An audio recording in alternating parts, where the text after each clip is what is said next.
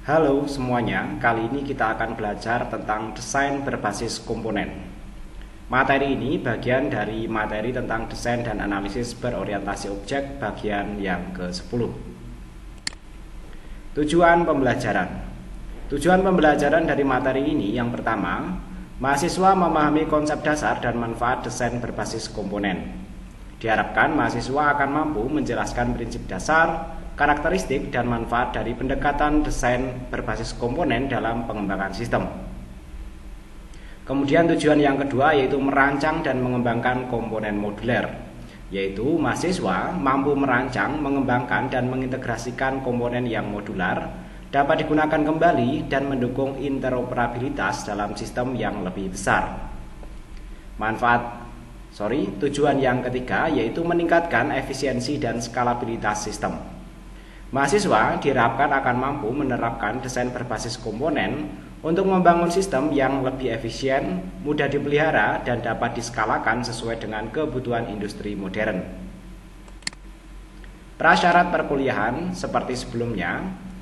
Untuk prasyarat perkuliahan yang pertama yaitu mahasiswa diharapkan sudah memahami tentang konsep dasar pemrograman berorientasi objek atau OOP seperti kelas, objek, atribut, metode, pewarisan, dan polimorfisme.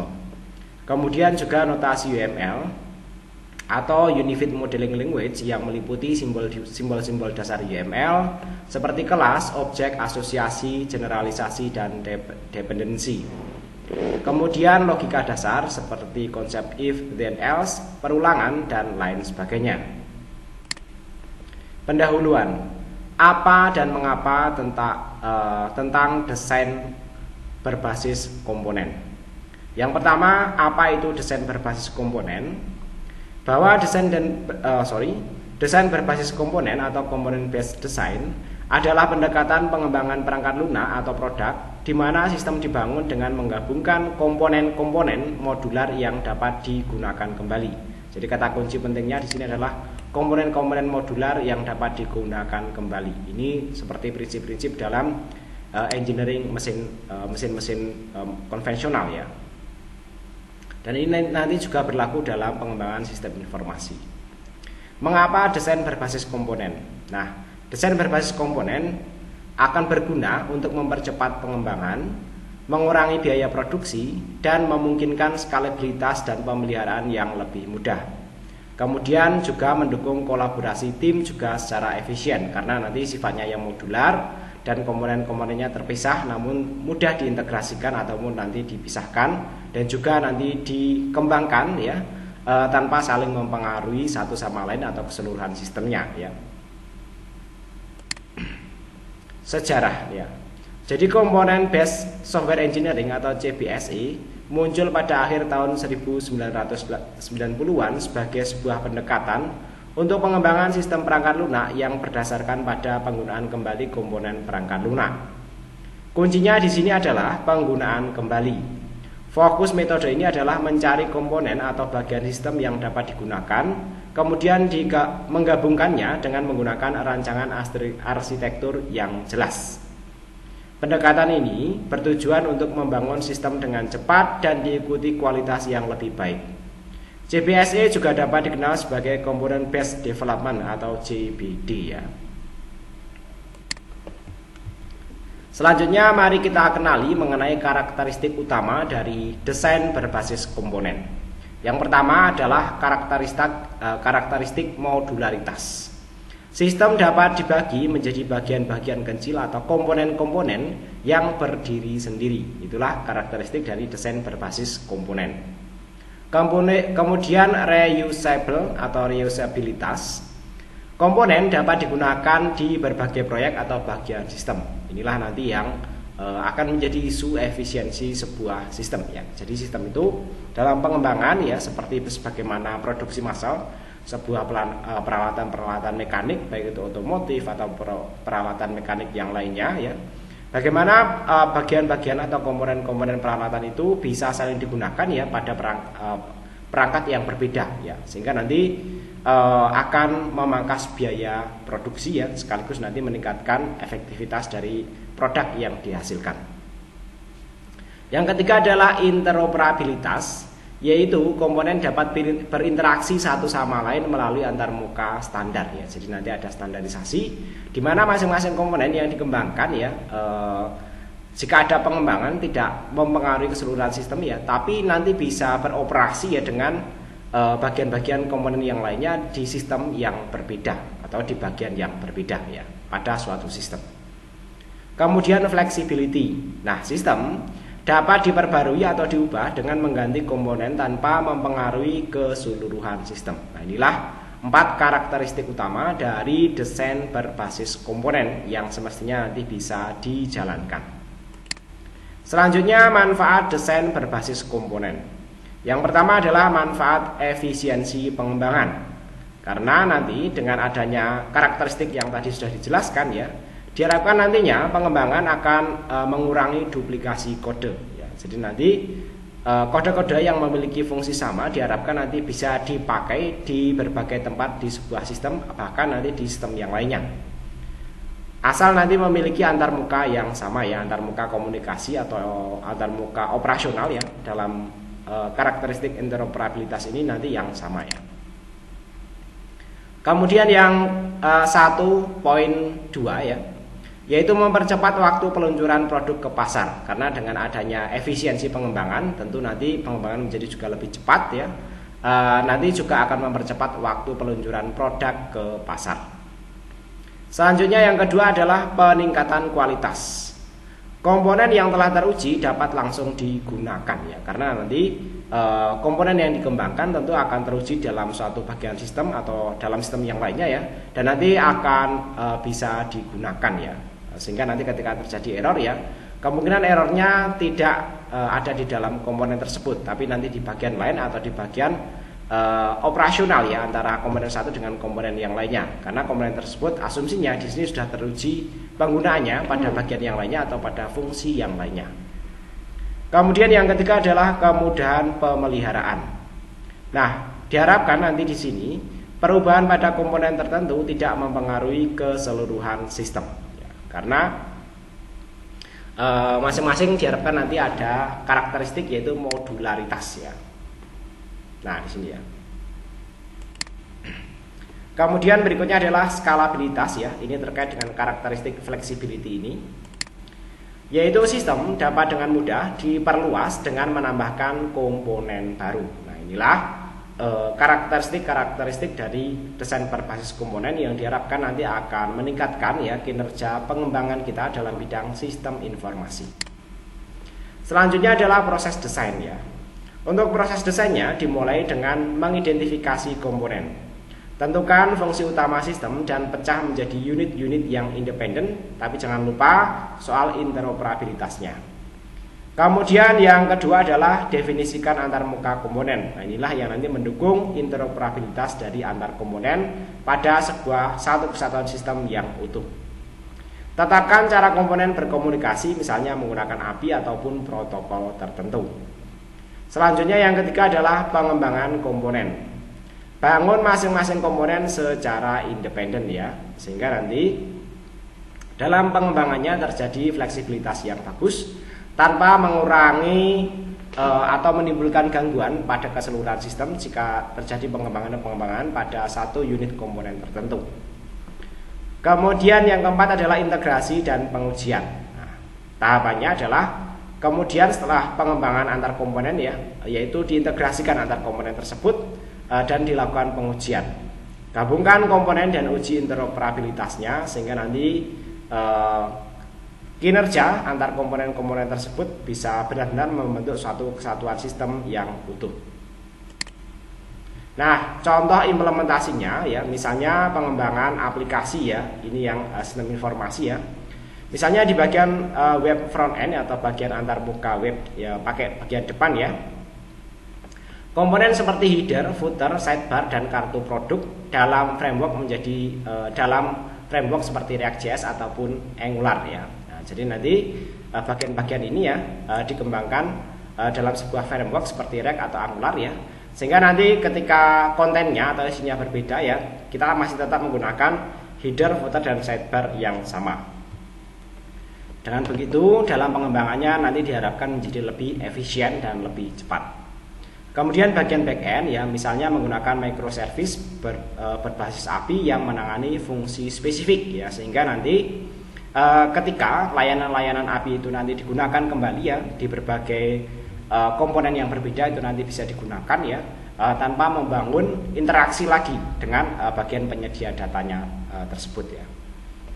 Kemudian misalnya dalam industri IoT, misalnya sensor, aktuator ataupun perangkat edge ya, sebagai komponen terpisah dengan protokol komunikasi standar seperti MQTT ataupun HTTP ya, sehingga nanti mau apapun yang dikembangkan dalam sistem IoT tersebut ya, ketika membutuhkan sensor nanti bisa dihubungkan, ketika membutuhkan aktuator juga mudah sekali dihubungkan.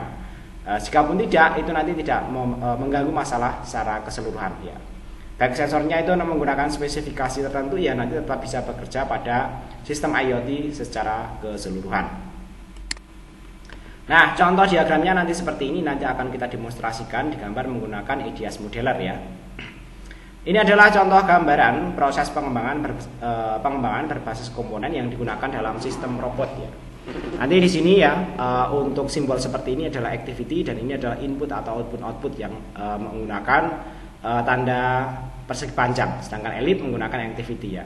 Jadi nanti simbolnya sederhana, tapi nanti coba kita lihat akan kita desain menggunakan EDS modeler. Di sana ada simbol-simbol tertentu ya, yang mungkin nanti bisa kita pakai ya. Mungkin nanti agak berbeda ya simbolisasinya ya.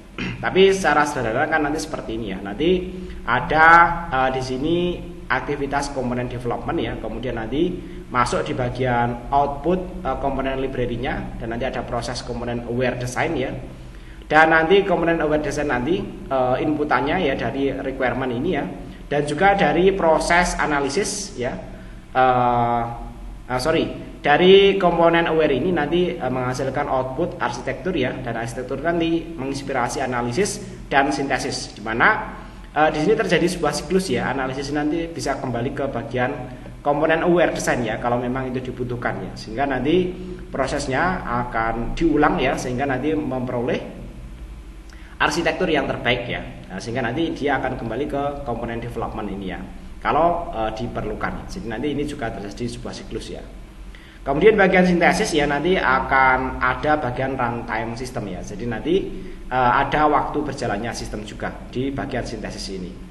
Begitu juga nanti dengan requirement ini ya, requirement ya terjadi siklus ya, dari komponen aware design ya, kemudian arsitektur ya, kemudian analisis, kemudian nanti menghasilkan sebuah requirement ya, dan requirement nanti bisa juga dievaluasi lagi dalam komponen aware design ya. Nah, kemudian ya ini kan memang mirip dengan diagram objek ya. Oleh karena itu ya, kita coba bandingkan ya dengan objek ya, antara desain berbasis komponen dengan objek ini. Jadi komponen memiliki tingkat abstraksi yang lebih tinggi dibandingkan dengan objek dan didefinisikan dengan interface-nya. Jadi nanti ini tingkat abstraksinya atau ringkasannya itu lebih tinggi lagi ya. Jadi nanti tidak benar-benar implementatif ya, atau tidak benar-benar teknis ya.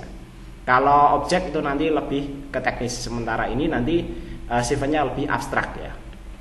Komponen juga biasanya lebih besar dibandingkan dengan sebuah objek, dan semua detail implementasinya disembunyikan dari komponen yang lainnya. CBSE berkembang menjadi sebuah pendekatan pengembangan perangkat lunak yang penting bagi sistem perusahaan berskala besar, ditambah dengan kebutuhan akan performa dan keamanan. Sehingga cara untuk memenuhi kebutuhan tersebut adalah membangun perangkat lunak dengan menggunakan kembali komponen-komponen yang sudah ada.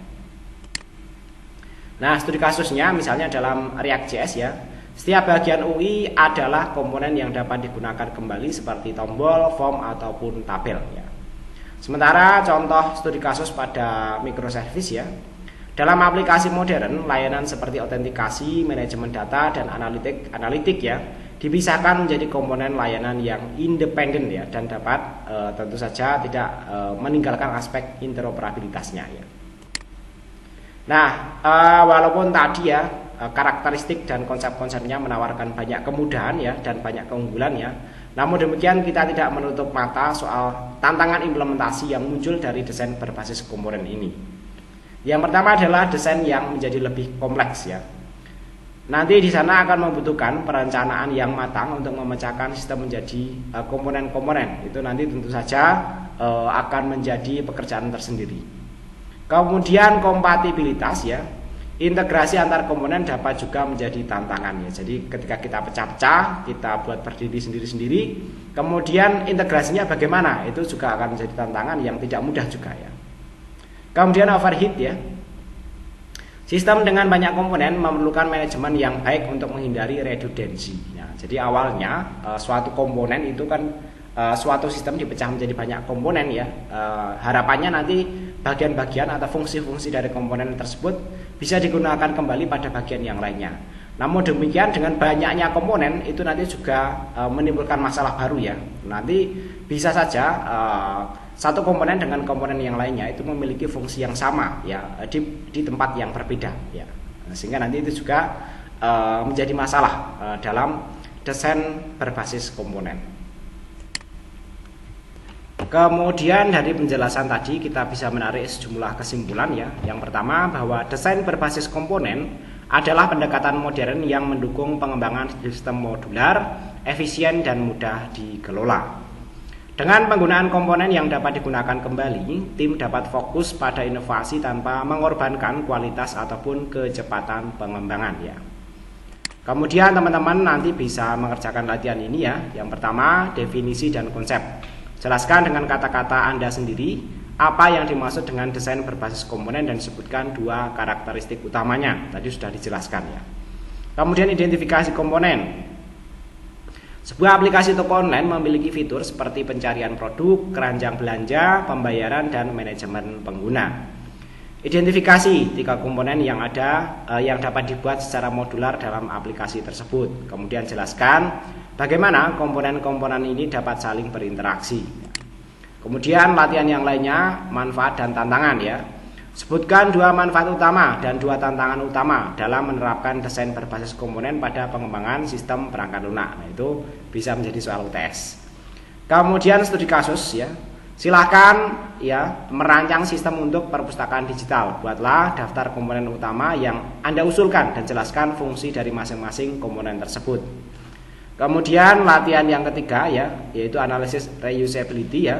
Teman-teman bisa memberikan satu contoh komponen perangkat lunak yang dapat digunakan kembali atau reusable di berbagai proyek. Jelaskan bagaimana komponen ini bisa diadaptasi ke dalam proyek yang berbeda ya. Nah, nanti kurang lebih seperti itu. Berikutnya kita demonstrasikan pembuatan diagram berbasis komponen ya. Seperti tadi yang sudah ditampilkan menggunakan IDEAS Modeler. Nah, demonstrasinya nanti kita akan menggambar ini ya. Saya tampilkan dari pertama kali menjalankan software IDEAS Modeler ya. Kemudian ini saya buat proyek baru saja ya. Di sini saya beri nama desain ya berbasis komponen ya. Oke, kemudian kita pilihnya ini ya komponen diagram ya. Oke ya. Agar tidak bermasalah nanti ya, menghindari masalah, ini saya klik save dulu ya. Ini saya simpan di proyek OOAD ya. Oke. Nah, kemudian kalau kita lihat di sini ya, yang pertama adalah requirement ya, menggunakan simbol kotak ya, yang nanti di sini merepresentasikan input ataupun output ya. Jadi nanti untuk ini ya, untuk input output ya, kita gunakan kalau ini kan menggunakan elip ya, komponen elip dan menggunakan kotak ya. Sementara yang di sini ya activity ya, ini activity nanti kita representasikan dengan komponen itu sendiri. Nah, ini karena bentuknya kotak ya, mungkin ini kita lebih tepat ya, kita representasikan dengan input output ya, atau di sini kita wakilkan ya dengan persegi panjang. Jadi nanti misalnya di sini ya kita kasih nama requirement ya.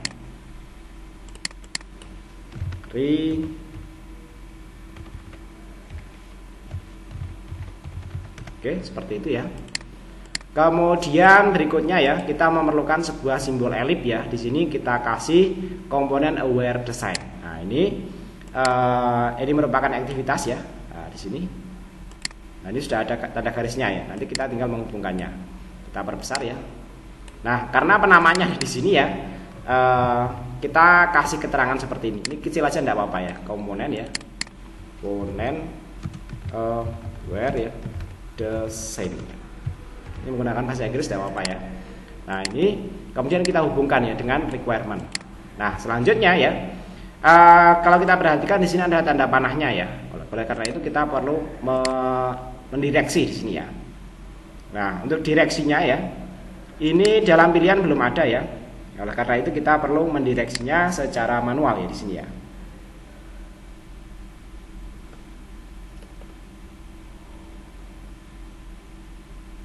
Beberapa pilihan direksi ya, ini karena sama aja ya. Ini bisa kita hapus seperti ini ya. Sorry. Ini tidak bisa kita berikan direksi. Tidak ada pilihan direksi ya. Kalau ini aja kita hapus tidak bisa ya. Nah, karena terjadi masalah ya di sini tidak bisa dilakukan direksi ya. Kalau ini dihapus ya, saya coba hapus ya. Saya hapus seperti ini, dia ikut hilang ya. Oleh karena itu kita akan menggantinya dengan collaboration ini ya. Nah, dengan seperti ini kita akan mudah memberikan tanda panah berdireksi seperti ini ya. Nah, di sini ya.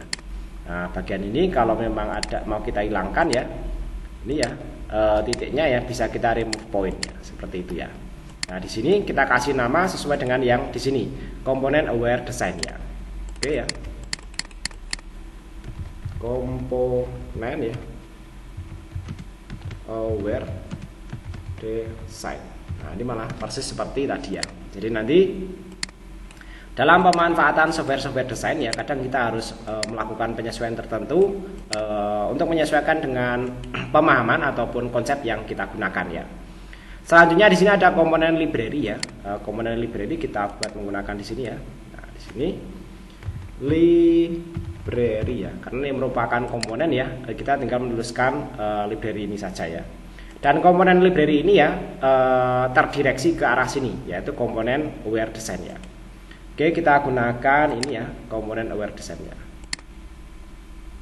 Oke, seperti itu ya. Kemudian berikutnya di sini ada arsitektur ya. Arsitektur ini terdireksi dari komponen aware design ya. Oke, di sini ada arsitektur ya. Arsitektur ya, seperti ini ya. Oke, kita kecilkan aja.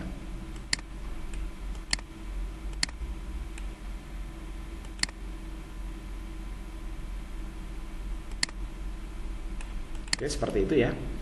Kemudian selanjutnya di sini ada komponen development. Ini terdireksi dari arsitektur ya, dan mendireksi ke komponen library ya. Komponen development ya, di sini kita buat di sini ya. Komponen development ya. Oke, seperti itu. Kemudian ini kita direct ke sini ya. Out.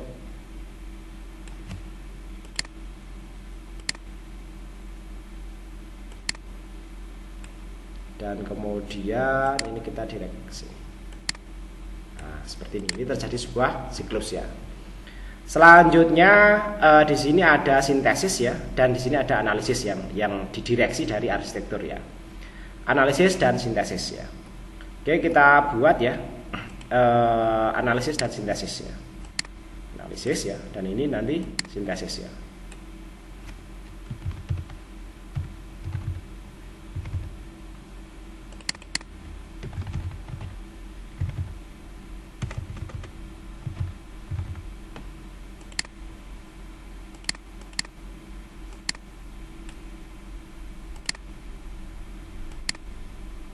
Nah, nanti kemudian di sini ada komponen runtime system ya.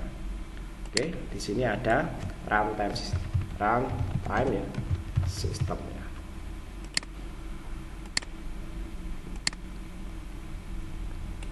Oke, seperti itu ya.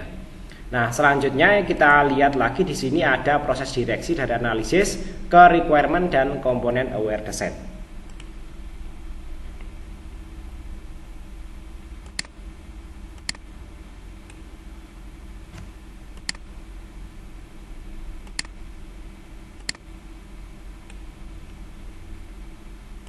Ini kita coba line style-nya ya, kita rubah menjadi di sini rounded.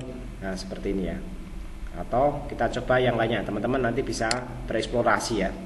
Line style-nya atau kita rubah menjadi circle. Nah, seperti ini juga bisa ya. Oke, ya ini menjadi lebih rapi. Nanti teman-teman bisa melakukannya sendiri ya. Dan satunya lagi di sini ke requirement ya. Jadi nanti proses perapiannya tidak saya demonstrasikan ya. Nah, ini saya buat seperti ini ya. Oke, nah nanti silakan buat aja serapi mungkin ya. Dari sini kita sudah berhasil membuat diagram ya yang mirip dengan ini ya. Nah, nanti soal analisisnya kita sesuaikan dengan studi kasus yang kita kerjakan ya. Oke, kurang lebih nanti seperti ini ya. Kemudian jangan lupa di save ya. Dan teman-teman jika ingin menghasilkan file ya berekstensi JPG atau lain sebagainya ya, atau PNG ya, nanti bisa menggunakan fasilitas ekspor ini ya. Dan ini kita simpan di situ ya. Komponen 1 diagram ya, kita klik OK ya, seperti ini ya. Dan kita lihat hasilnya. Outputnya ya, outputnya nanti komponen diagram ini ya. Nah, nanti hasilnya kurang lebih seperti ini ya. Oke, kurang lebih seperti itu ya penjelasan mengenai desain berbasis komponen, dan tadi sudah didemonstrasikan bagaimana cara membuat diagramnya menggunakan EDIAS Modeler. Jadi nanti kedepannya kalau teman-teman memerlukan sebuah desain dari komponen desain berbasis komponen ini ya, bisa menggunakan EDIAS Modeler dengan penyesuaian-penyesuaian yang diperlukan. Demikian materi kita tentang desain berbasis komponen ya. Mudah-mudahan dapat dipahami dan bermanfaat. Terima kasih, sampai ketemu lagi pada video pembelajaran berikutnya.